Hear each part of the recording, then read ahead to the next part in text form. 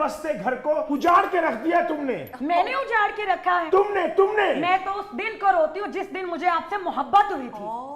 घर का मसला अदालत तक लेके गई हो तुम, अदालत मुझे तक। आपके साथ रहना ही नहीं है। वाह, पहले मुझे जानू कहती थी, हुन कहती है परा मार टुट मरने आ। तू घर आई क्यों गया है? तू लैंड की आया घर, बाहर ही मार। कि दुनिया की हर चीज तुम्हारे कदमों में लाकर रख दूंगा। अब क्या हुआ? एक भी बात मेरी पूरी नहीं होती पूरे घर में। कौन सी ख्वाहिश तुम्हारी पूरी नहीं की मैंने? बताओ मुझे। यार एक मिनट जरा आराम से ठहरिए, क्यों लड़ाई झगड़ा कर रहे हैं? फरीद क्यों साहब, लड़? अच्छा रुकिए, मैं आपसे बात करता हूं, लेकिन साथ ही हमारे साथ मौजूद है मोहब्बत की लाजवाल दास्तान के किरदार हीर और रांझा। जी रांझा साहब, आपकी मोहब्बत तो लाजवाल ठहरी है, आज भी लोग आपकी हीर की मोहब्बत की मिसालें देते हैं। आप क्या कहते हैं इस सारे मामले के ऊपर? बात ये है फरीद साहब, जो मोहब्बत खत्म हो जाती है वो मोहब्बत नहीं होती, वो जरूरत होती है। जरूरत पूरी होने के बाद खत्म हो जाती है, मोहब्बत तो खत्म होती नहीं। हाय हाय। अब मैं देख लो मोहब्बत की तीसा जे मैं हूं सारा दिन वेला सुता रहना वा, मगर ये मेरे ते मक्खी नहीं बैठ देती। शाबाश है, तुम रांझियों के पतीसे हो। ओ पुत्र, मोहब्बत ਨੂੰ ਪਤੀਸਾ ਹੀ ਸਮਝਣਾ ਚਾਹੀਦਾ ਹੈ। ਇਹ ਕੋਈ ਚੀਂਗਮ ਨਹੀਂ ਜਿਹਦਾ ਮਿੱਠਾ ਮੁੱਕ ਜਾਂਦਾ ਤੇ ਨਿਰਾ ਚੱਬਣਾ ਪੈਂਦਾ ਹੈ। ਮੁਹੱਬਤ ਹੁੰਦੀ ਓਏ ਜਿਹੜੀ ਆਖਰੀ ਨਵਾਲੇ ਤੱਕ ਵੀ ਮਿੱਠੀ ਰਵੇ। ਵਾਹ ਹਾਏ। ਉਹ ਕੀਤੀ ਤੁਸੀਂ ਮੁਹੱਬਤ ਦੀ ਸ਼ਾਦੀ ਏ ਤੇ ਹੁਣ ਤੁਸੀਂ ਇੱਕ ਦੂਜੇ ਦੇ ਇੰਜ ਦੁਸ਼ਮਣ ਹੋਏ ਹੋ ਜਿਵੇਂ ਮੀਆਂ ਬੀਵੀ ਨਹੀਂ ਸੌਕਣਾ ਹੋ। पहले मुझे जानू जानू कहती थी, मेरी राय तकती थी, और अब मेरी शक्ल नहीं तकना चाहती। ये आपको जानू जानू कहती थी क्यों? उन दिनों में भी आशूबे चश्म फैला हुआ था। जानू अगर आपको कहना है तो वो वाला जानू कहें जिसके आगे रे भी लगती है। तुम्हारा क्या मतलब, मैं जानवर हूँ? तुम जानवर से भी बदतर हो, जानवर नहीं हो तुम। असल में बात ये है फरीद साहब कि आजकल के जो मोहब्बत करने वाले हैं उन्होंने भी सियासतदानों वाला रवैया अपना लिया है। वाह, ये मोहब्बत करके सिर्फ अपनी इफ्तिताही तख्तियां लगा देते हैं, उसके बाद मंसूबा मुकम्मल नहीं करते। असल बात तो ये है कि अगर आपने मोहब्बत की शादी की है तो फिर उस मंसूबे को तोड़ चढ़ाएं और नीरियां इफ्तिताही तख्तियां लाने का की फायदा होया। पारांजे, मैं आपको क्या बताऊं? क्या वैसे पारांजे मेरी महल्ले च करियाने की दुकान है। रांझा जी गुस्सा ना करो, वो मेरे वालों कह रही है। तो मैनू दसो तो सही, ताड़ी फूफी दी पुत्र फर्स्ट कजन है। शादी से पहले मुझे कहता था कि हीर रांझे ने क्या मोहब्बत करनी है जो मैं तुमसे करूंगा। तो करके दिखाई नहीं, करके दिखाई नहीं। ओ जान दियो भाई, ओ कद्दू कुने फरीद साहब ਜਿਹੜੇ ਅੱਜ ਕੱਲ ਦੇ ਆਸ਼ਿਕ ਜੀ ਨਾ, ਇਹ ਮਾਂ ਦੇ ਕਹਿਣ ਤੇ ਕਦੀ ਬਨੇਰੇ ਤੋਂ ਕੱਪੜੇ ਨਹੀਂ ਲਾਣ ਜਾਂਦੇ ਤੇ ਮਹਿਬੂਬਾ ਨੂੰ ਕਹਿ ਰਹਾ ਹੁੰਦੇ ਨੇ ਮੈਂ तुम्हारे लिए आसमान से सितारे तोड़ के लाऊं। ਉਹ ਕਿਉਂ ਏਡੇ ਵੱਡੇ ਵੱਡੇ ਦਾਅਵੇ ਕਰਦੇ ਹੋ ਜਿਹੜੇ ਪੂਰੇ ਹੀ ਨਹੀਂ ਹੋਣੇ? ਤੂੰ ਜ਼ਿਆਦਾ ਤੋਂ ਜ਼ਿਆਦਾ ਉਹਨੂੰ ਲਾਲਚ ਦੇਣੀ ਹੈ ਤੇ ਉਹਨੂੰ ਇਹ ਕਹਿ ਲੈ ਕਿ ਮੈਂ ਤੇਰੇ ਵਾਸਤੇ ਦਰਖਤ ਤੋਂ ਅਮਰੂਦ ਤੋੜ ਕੇ ਲਿਆਵਾਂਗਾ। ਆ ਕੁੜੀ ਮੈਨੂੰ ਪਾਗਲ ਲੱਗਦੀ ਆ। ਉਹ ਜਿਹਦੇ ਨਾਲ ਇਸ਼ਕ ਕੀਤਾ, ਜਿੱਡਾ ਉਹਦਾ ਕੱਦ ਏ, ਉਹ ਤੇ ਆਸ਼ਕਾਂ ਦੇ ਜ਼ੁਮਰੇ 'ਚ ਨਹੀਂ ਆਉਂਦਾ। चाचा कह दो तुम तो बात ही ना करो। ਕਿਉਂ ਮੈਂ ਗੂੰਗਾ? ਜਾਂ ਮੈਂ ਦੰਦ ਚੈੱਕ ਕਰਾਉਣ ਡਿਆ, ਬੋਲਾਂ ਨਾ। और यार मैं इसलिए कह रहा हूं, तुमने तो हीर और रांझे को एक नहीं होने दिया। ਆ ਵੇਲੋ ਪਹਿਲੋਂ ਚਾਚਾ ਕਿਹਾ, ਹੁਣ ਯਾਰ ਕਹਿਣ ਡਿਆ ਹੈ ਗੱਲ ਕਰਨਾ।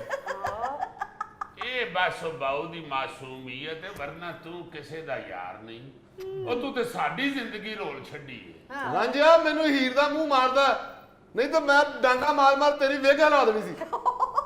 ਉਹ ਅਕਲ ਕਰੋ ਕਹਿ ਦੋ, ਉਹਦੇ ਲੱਕ ਦੇ ਉੱਤੇ ਡਾਂਗਾ ਮਾਰ ਲਾ, ਵੇਗ ਉੱਤੇ ਨਾ ਮਾਰੀ। ਅੱਗੇ ਹੀ ਉਹ ਟੀ ਟਾਪ ਦੇ ਨਾਲ ਰਾਂਝਾ ਬਣਿਆ। ਗੱਲ ਇਹ ਵੇ ਫਰੀਦ ਸਾਹਿਬ ਕਿ ਇਹੋ ਜਿਹੇ ਜਿਹੜੇ ਲੋਕ ਨੇ ਨਾ, ਉਹਨਾਂ ਨੇ ਇਸ ਬਜ਼ੁਰਗ ਦੇ ਜ਼ਿਹਨ ਨੂੰ ਸ਼ਾਕੀ ਕੀਤਾ ਹੈ। ਇਹੋ ਜਿਹਿਆਂ ਨੂੰ ਵੇਖ ਵੇਖ ਕੇ ਤੇ ਹੀਰ ਨੂੰ ਕਹਿੰਦਾ ਰਹਿੰਦਾ ਹੈ ਕਿ ਸਾਰੇ ਫਜ਼ੂਲ ਚੌਂਚਲੇ ਨੇ, ਛੱਡ ਦੇ ਰਾਂਝੇ ਨਾਲ ਇਸ਼ਕ ਕਰਨਾ, ਐਵੇਂ ਖਜਲ ਹੋਏਗੀ। ਉਹ ਮੈਂ ਕਹਿਣਾ ਵਾ ਕਿ ਜਿਹਨੇ ਮੁਹੱਬਤ ਕੀਤੀ ਉਹ ਕਦੀ ਖਜਲ ਨਹੀਂ ਹੋ ਸਕਦਾ। वाह, ਜਿੰਨੇ ਜ਼ਰੂਰਤ ਵੇਖੀ ਹੈ ਉਹ ਹੀ ਖਜਲ ਹੁੰਦਾ ਜੀ।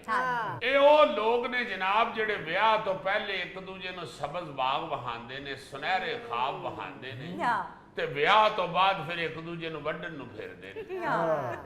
सब्ज बाग मैंने नहीं दिखाए थे जी, इसने मुझे सब्ज बाग दिखाए।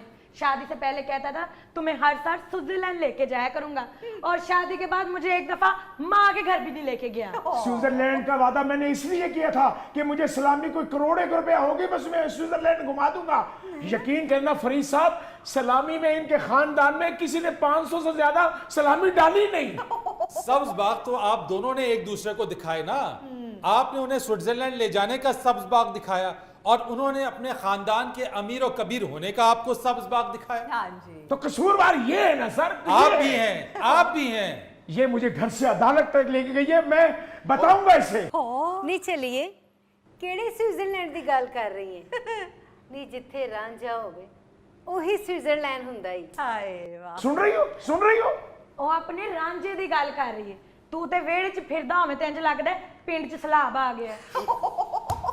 फरीद साहब, मैं आपको क्या बताऊं, शादी से पहले जीन जैकेट पहन के मेरी गली के चक्कर लगाता था, और अब जैसे ही काम से घर पे आता है धोती और बनियान पहन के ऐसे घर में घूम रहा होता है जैसे बड़ी ईद पे मोहल्ले में कसाई घूम रहे होते हैं।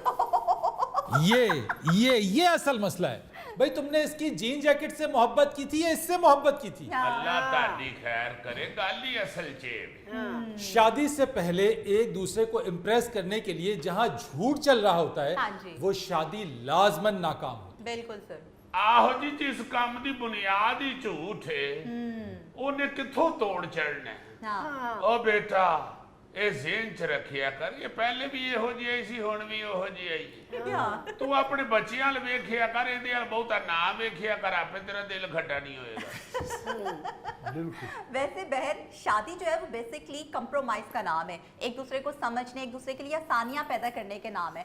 और सर वैसे भी जब मोहब्बत होती है ना, तब लड़का और लड़की ये समझते हैं कि सिर्फ हम दोनों की दुनिया है। बिल्कुल। शादी बेसिकली दो फैमिलीज का अटैच होना है, इसलिए एक दूसरे से ज्यादा तवक्कुआत लगाने से बेहतर है कि वक्त और हालात के साथ समझौता किया जाए। बिल्कुल आपने ठीक कहा, रियलिस्टिक होना चाहिए। हाँ जी। और जब आपके बच्चे हो जाते हैं तो फिर अपनी जिंदगी में उनको शामिल करना चाहिए। बिल्कुल सही। आपको पता है कि हालात किधर जा रहे हैं? यानी कि 2022 की एक रिपोर्ट है, उसके मुताबिक 13,000 केसेस तलाक के फाइल हुए 2022 में, और एक सर्वे के मुताबिक औसतन रोजाना 100 केसेस फाइल होते हैं तलाक के। तौबा। ਇਹ ਉਹ ਜੋੜੇ ਜੇ ਫਰੀਦ ਸਾਹਿਬ ਜਿਹੜੇ ਨਾਸ਼ੁਕਰੇ ਨੇ, ਜਿਹੜੇ ਰੱਬ ਦਾ ਸ਼ੁਕਰ ਅਦਾ ਨਹੀਂ ਕਰਦੇ ਕਿ ਰੱਬ ਨੇ ਇਕੱਠਿਆਂ ਕਰ ਦਿੱਤਾ, हाँ जी। ਔਰ ਰੱਬ ਨੇ ਔਲਾਦ ਵੀ ਦੇ ਛੱਡੀ। उफ।